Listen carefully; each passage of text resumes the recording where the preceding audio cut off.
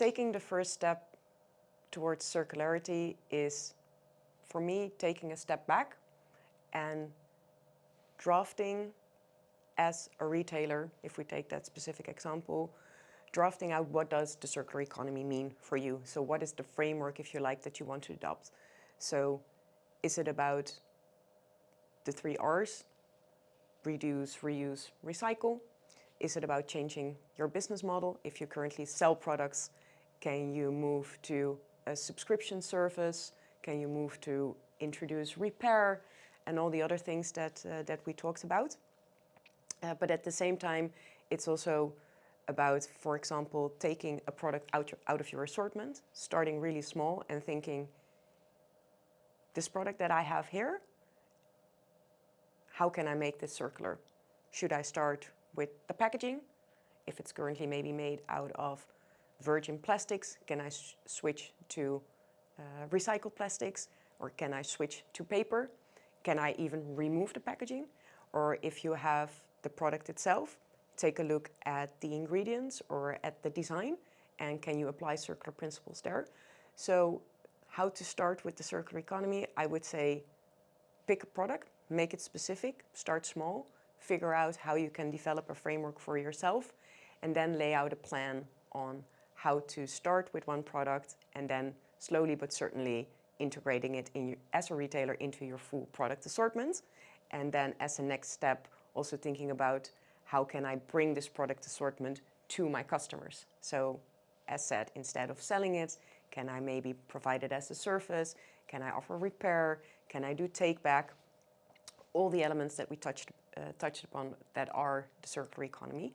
And when I bring it back to, for example, what we as Circular Economy do in helping companies, including retailers, figure out where to start with the circular economy, another good step is first map out and sketch your full value chain to understand where do I as a retailer fit in this broader landscape, and then figuring out what is your baseline. So start to measure and thereby afterwards also monitor what is your current circularity and figuring out where your hotspots are. So also where can you make the biggest dent for yourself as a retailer to become circular. And which probably won't come as a surprise is that for many retailers it will be on the purchasing side. Like, so whatever products you put into your assortment, well, how can you influence your suppliers, or how can you choose the right the products that you put into your store?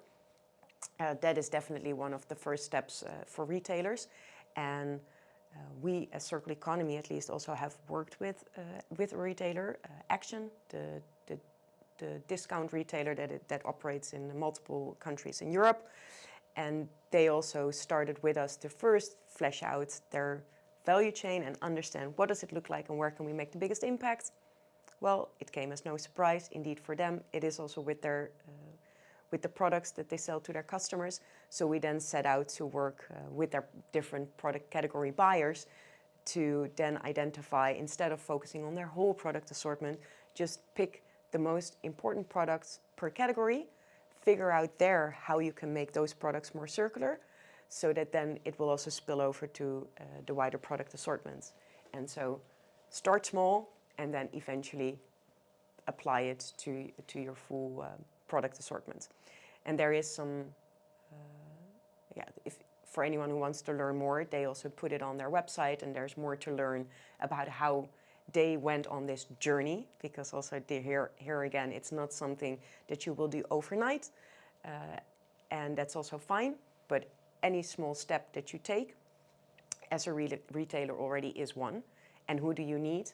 I think for sure you need your internal colleagues, because everyone has a role to play, whether it is a buyer, whether it is a marketing team, or whether it is also from the legal side, because probably there will also be some new legal implications if you want to switch to, for example, renting out your product instead of selling it. But also you need your suppliers, suppliers, and definitely also your customers, because in the end, as a retailer, if you bring the product into the home of your customer, how do you also influence your customer to then treat the product that you've sold them with care, or eventually how can you incentivize them to bring that product back to you if they no longer want it. So yeah, as said, in the field of retail, I think there's, on the one hand, a whole lot of things that you can do. At the same time, there's also a whole lot of people that you need.